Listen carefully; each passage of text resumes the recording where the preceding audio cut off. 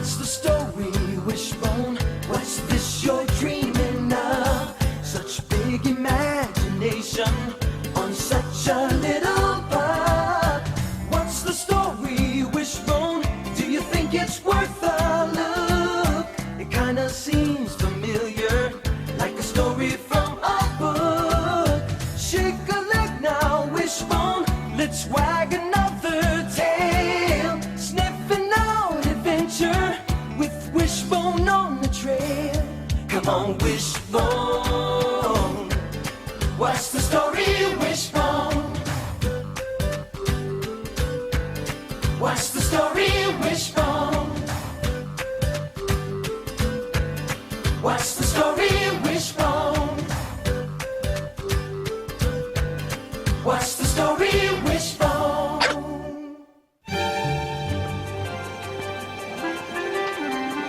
Well, tonight's the big night.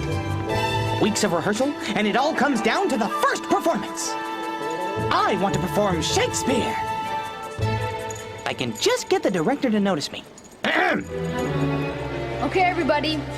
We're gonna start the run-through as soon as possible. I'm not ready. You will be. I'm almost done, David. Great, Miss Gilmore. David, I don't think I can move in this costume. We'll find out. That's what dress rehearsal's for. We're almost ready, David. Demont, Curtis, help me finish this. Your wish is our command, Mr. Stage Manager. Thanks. David. Got to help me. I can't remember my first line. Oh, I know it. I know it. I know everybody's lines. Here, you're just a little nervous. Look at the script. Got it. Thanks. David, I can't wear this. I know the look is a little extreme, but she's playing Ariel, and Ariel is a sprite, a fairy, an unusual creature. I can't go on in this costume. I look too weird. Oh, I'll do it. I don't mind weird costumes. Just give it a try, Amanda. If the costume gets in your way, then we'll fix it before the performance tonight. I promise I can make any last-minute changes you want. The performer must feel comfortable. Okay, I'll see. And I'll be waiting in the wings. I know the part of Ariel like the back of my paw. Would you like to hear some lines? David? David. Oh, hi, Mrs. Talbot. Hi, Mrs. Farrell. Hey. Thanks for coming to our dress rehearsal. David, I am so proud of you. Directing such a difficult job, but you've pulled everybody together. In my 15 years as a drama teacher, this is the most ambitious project I've ever seen a student take on. I'll say. And The Tempest by William Shakespeare is not an easy play to direct. I just hope everything goes okay. Sometimes you have one idea in your head, and it doesn't turn out that way at all. Well, it's going to be great. Miss Gilmore, your costumes are fantastic. We really appreciate your dedication to the drama club year after year. Thank you. It's a thrill for me to be able to help the actor realize the true expression of the character. Okay, everybody, we need to get started. We don't have much time.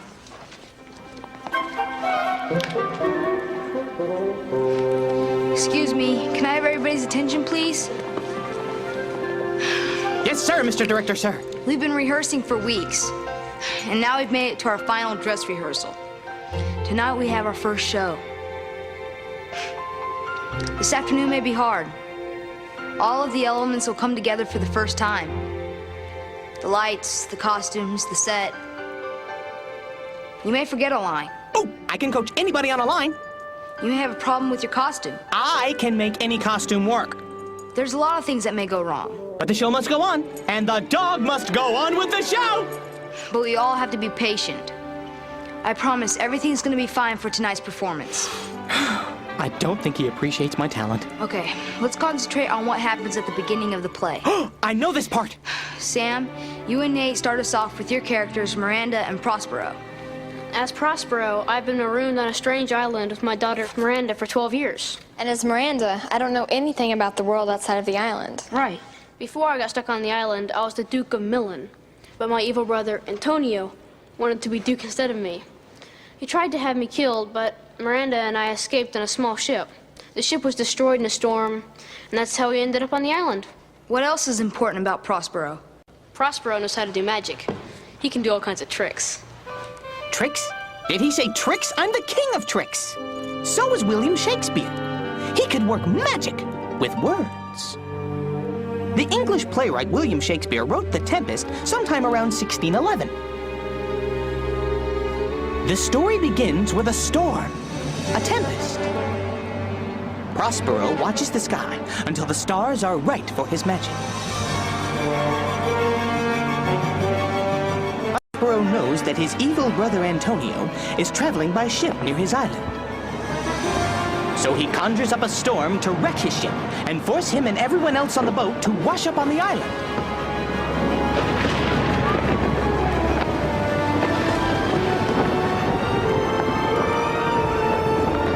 Prospero has to work fast. He knows that his magic will only last a few hours. Ah, the magic of the lights. We need to start. Everybody take their places for the storm scene.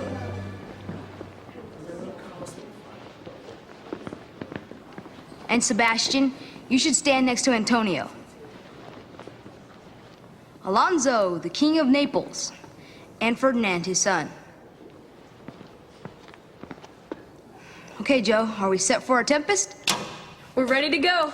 Great. You know what? Maybe I'll just stay up here. Wishbone, come on, clear the stage. What? Okay, I'll just be right back here if anybody needs me. Just right backstage. Right here. Okay. Lights fade to black.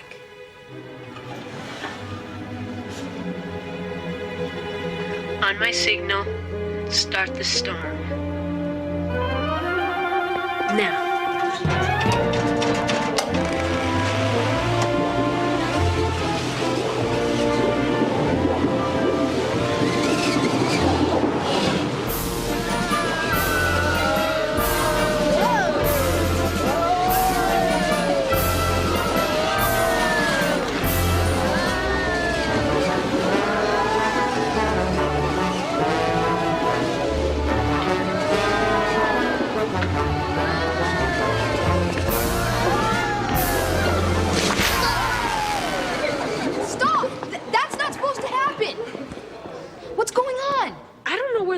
From?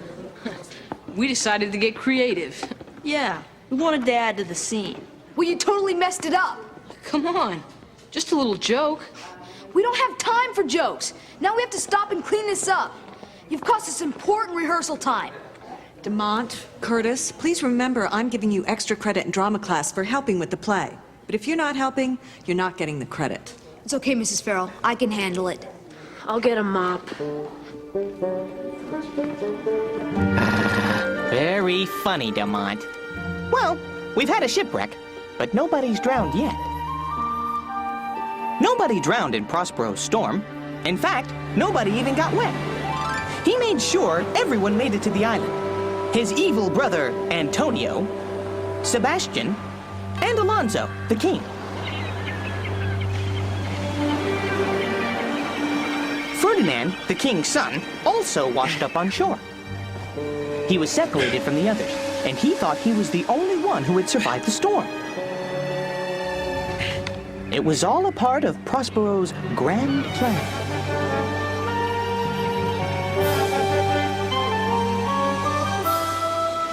If by your art, my dearest father, you put the wild waters in this roar, allay them. No more amazements. Tell thy piteous heart, there's no harm done.